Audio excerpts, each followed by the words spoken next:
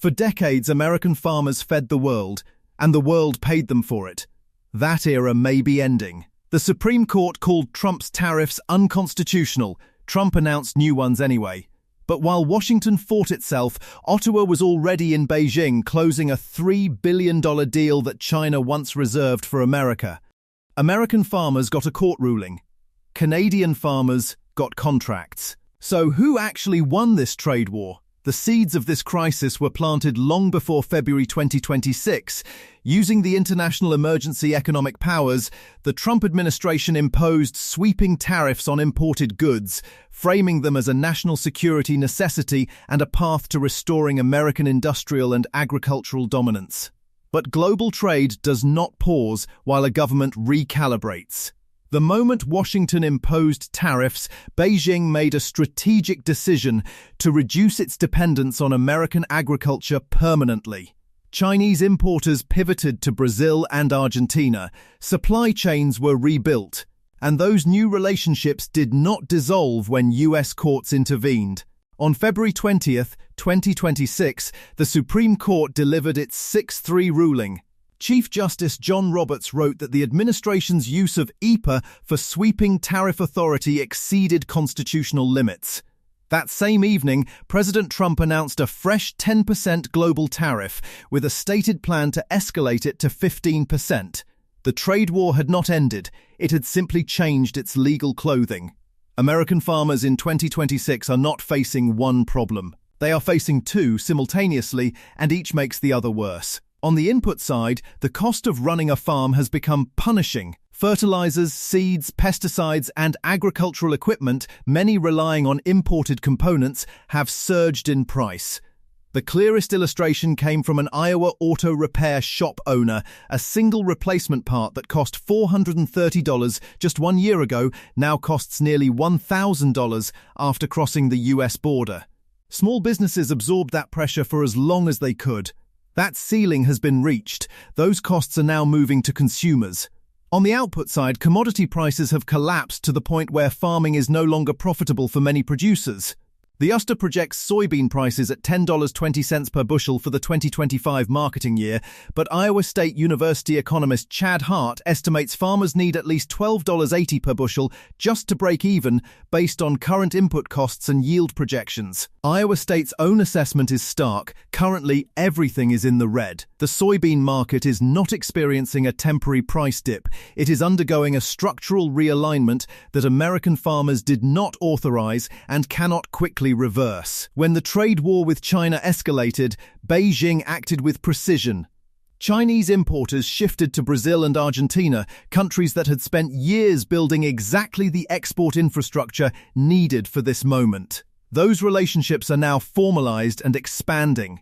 US soybean exports for 2025-26 are forecast to fall to their lowest level in 13 years, representing a record low share of global trade. Iowa farmer Ryan McKean made the decision thousands of his peers are facing. He abandoned soybean production entirely and switched to corn. The ripple effect, he warned, will reach consumers' personal pocketbooks. The American Soybean Association has delivered a direct warning to the White House: do not impose additional tariffs on agricultural inputs. Fertilizer, seeds, pesticides, and farming equipment are operational necessities, not luxuries, and taxing them further would compound losses that are already unsustainable. The American Farm Bureau Federation echoed that urgency, urging the administration to refrain from using any additional legal authority to target agricultural inputs. Canada's calculated move. While American farm organizations were drafting urgent statements, Canadian Prime Minister Mark Carney was in Beijing closing deals. In January 2026, Canada and China formalized a trade arrangement that restructured agricultural access across multiple sectors. China reduced tariffs on Canadian canola seed from 84% to 15%, effective March 1st. Anti-discrimination tariffs on canola meal, lobsters, crabs, and dry peas were eliminated.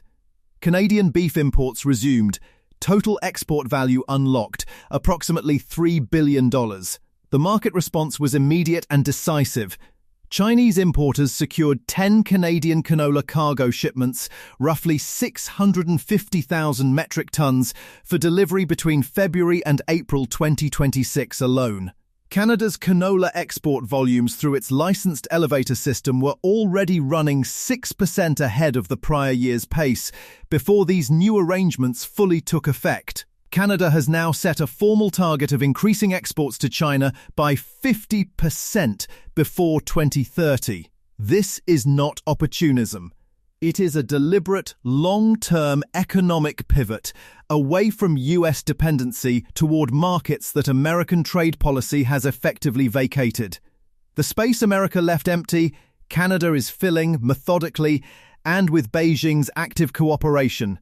Not every American farmer reads the situation the same way. In Louisiana, rice farmer Brandon Vail, a fifth-generation producer, argues that tariffs were necessary precisely because the playing field was never level. Foreign rice arrives in the US market backed by heavy government subsidies and lower production costs. Domestic rice production, Vail notes, is sufficient to supply the entire American market, but importers choose cheaper foreign supply because the profit margin is wider. Louisiana's Department of Agriculture Commissioner Mike Strain called the Supreme Court ruling very troubling, stating that it places farmers and fishers at a competitive disadvantage at exactly the moment they can least afford it.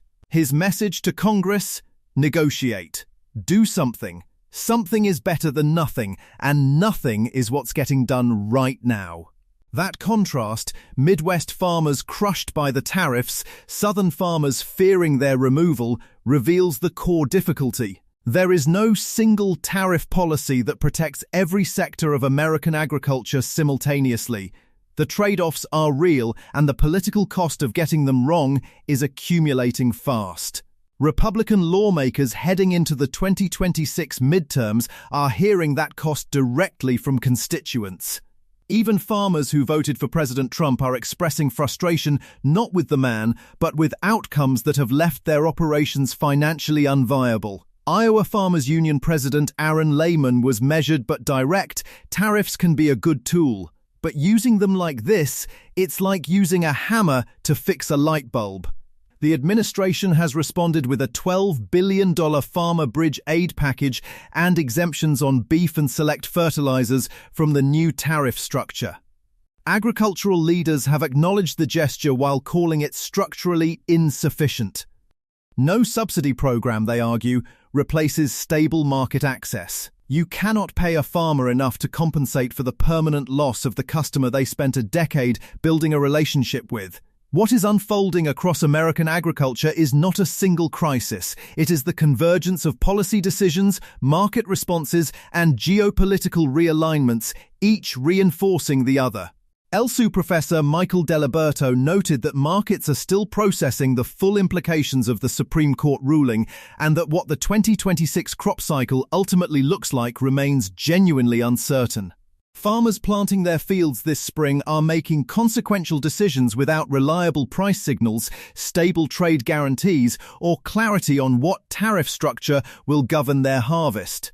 The path forward requires negotiated, durable trade agreements, not court rulings or executive orders that reverse within 24 hours. The fields will be planted regardless. The question that matters now is a simple one. When harvest comes, will the markets that once bought what those fields produced still be there? Based on where Canada, China, and Brazil are headed, that answer is no longer guaranteed.